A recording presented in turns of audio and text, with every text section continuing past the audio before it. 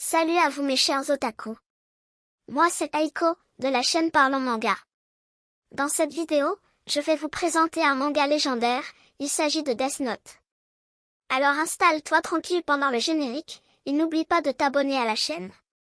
N'oublie pas non plus que dans la description, tu as un code promo Rakuten, qui te fera économiser 10 € pour 20 € de manga. Allez, je lance le générique, et on se retrouve tout de suite.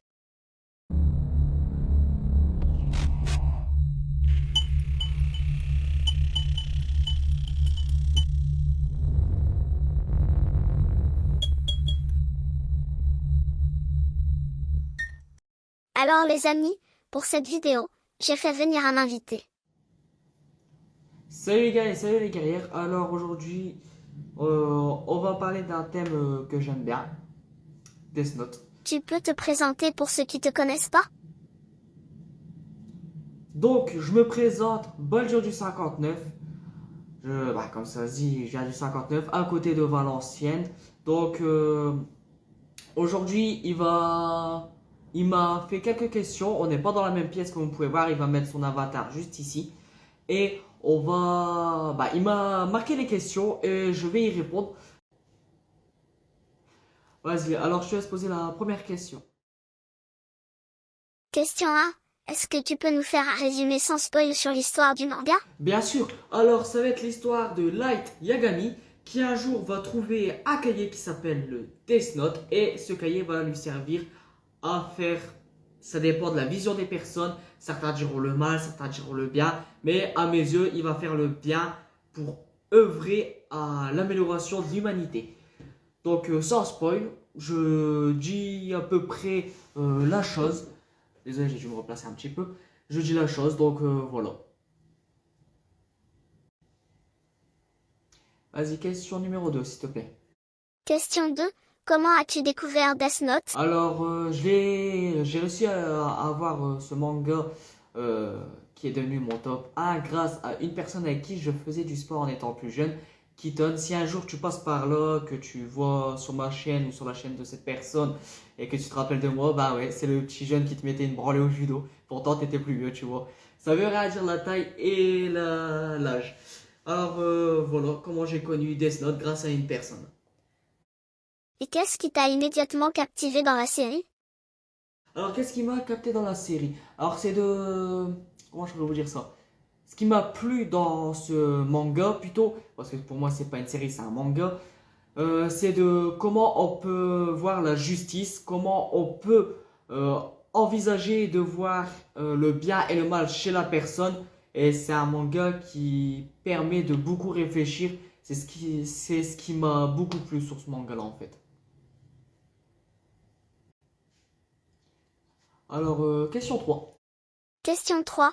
Quels sont les aspects de la personnalité de Light Yagami qui t'intéressent le plus en tant que personnage principal?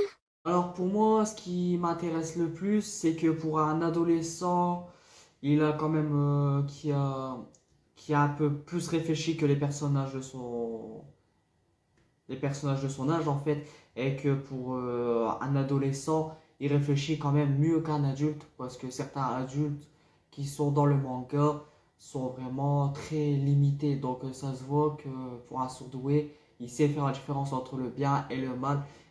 Donc c'est ce qui m'a plus plu dans sa personnalité. Vas-y, dis-moi la quatrième question. Question 4. L'antagoniste principal, elle, est un personnage extrêmement intelligent. Pourrais-tu partager ton avis sur la rivalité entre Light et elle? Alors pour moi, le moment le plus important à mes yeux, ce serait le combat de tennis quand ils se sont jaugés au niveau à leur intelligence. C'est ce qui me marque tout de suite, qui me vient tout de suite à l'esprit. Et le moment le plus choquant, je pense que ce serait euh, voilà, la scène avec les pieds. Clairement, c'est un peu spécial et c'est ce qui m'a le plus choqué, je pense. Oui, c'est ce que je pense. Vas-y, pose-moi la cinquième question, s'il te plaît.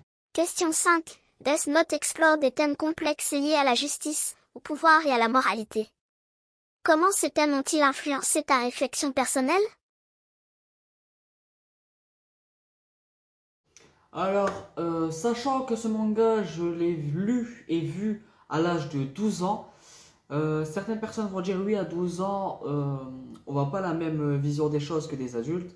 Bah, sachez-le que pour cette question-là, je vais peut-être en choquer plus d'un, mais à 12 ans, j'étais comme Light en fait. Je réagissais comme lui en fait. Malheureusement, j'avais pas de Death Note, sinon ça aurait été un peu con.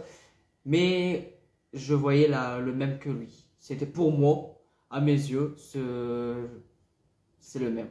Donc sur cette question, c'est une réponse entre guillemets assez simple. Voilà. Vas-y, pose-moi la prochaine question. Question 6. Le concept du Death Note lui-même est unique. Si tu conservais la possibilité de posséder un Death Note, comment l'utiliserais-tu ou choisirais-tu de ne pas l'utiliser du tout? Alors, cette question est à double tranchant. Alors, si je l'utilise pas, j'arrangerai pas les choses dans le monde, mais si je pourrais l'utiliser, je m'en servirai déjà en premier lieu pour faire le bien autour de moi. Je réagirai peut-être pas aussi violemment que Light, mais je m'en servirai déjà en premier lieu pour punir tout ce qui est violeur, pédophile, etc., etc. Mais je m'en servirai surtout sur des personnes néfastes au monde qui se permettent de faire du mal à autrui au lieu de les aider.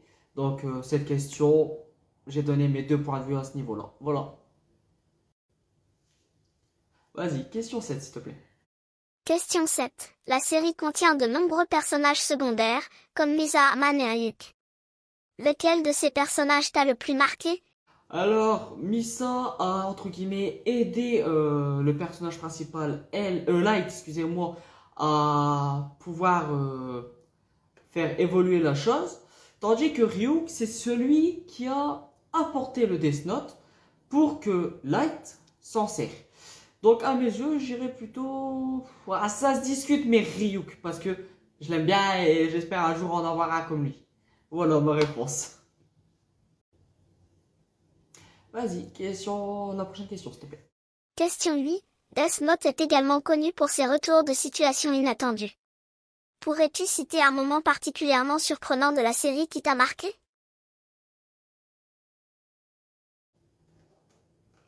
Alors, un moment qui. Alors, c'est vrai, cette question est bien vraie. Un moment qui m'aurait marqué. Je dirais quand Light a accepté de perdre la mémoire pour pouvoir coincer elle. Au moment où il a perdu le pouvoir de rapport au Death Note et qui a pu se rapprocher de elle, c'est le moment là, je pense. À mes yeux, pour moi, c'est celui-là. Voilà. Vas-y, prochaine question. La fin de Death Note est sujette à différentes interprétations. Quelle est ta propre interprétation de la fin, et es-tu satisfait de la manière dont la série s'est conclue?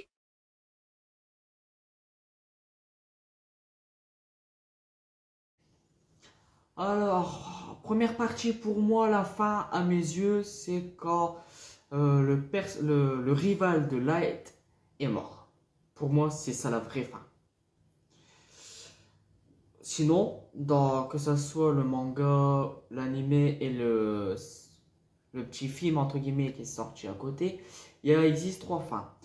Première fin, quand le rival de Light meurt. Deuxième fin, quand c'est Light qui meurt. Et troisième fin, quand un fameux Shinigami à l'apparence de Light apparaît auprès de Ryuk pour qu'il lui raconte tout ça en lui donnant une pomme, qui était signe d'amitié, n'oublions pas, entre elle et Ryuk. Donc pour moi, la meilleure fin est la première, quand euh, le premier antagoniste meurt. Donc, dernière question, s'il te plaît. En dehors de Death Note, y a-t-il d'autres œuvres du même genre que tu recommanderais aux fans de la série, ou des mangas animes similaires que tu apprécies? Alors, d'autres œuvres que j'apprécie. Alors, bah, si on prend mon top 3, Death Note, Mirai Nikki, DBZ. Donc, Mirai Nikki, c'est pas un manga policier, mais c'est un manga un peu mode survival. Moi, ceux qui aiment Death Note, je leur conseille Mirai Nikki. Parce qu'il y a un peu d'amour dedans, Même si dans Death Note on le voit pas trop. Il y a de l'amour et il y a beaucoup de rebondissements. Et c'est ce qui m'avait plu dans Death Note. Et c'est ce qui me plaît aussi dans Mirai Nikki. Bien évidemment, dans Mirai Nikki, n'oubliez pas qu'il y a deux fins. Une fin alternative et une fin basique due au manga. Donc voilà. À ces mots les amis, je vous laisse avec cette dernière question. Je vous dis à très vite sur ma chaîne. Et à bientôt les guerriers. Bon les amis, cette vidéo touche à sa fin. Si elle t'a plu, n'oublie pas de nous lâcher un like, et abonne-toi aux deux chaînes, ça nous fera énormément plaisir. N'oublie pas de nous dire dans les commentaires quels sont tes mangas favoris. Allez mes chers otaku, je vous laisse, lisez beaucoup de mangas, bye!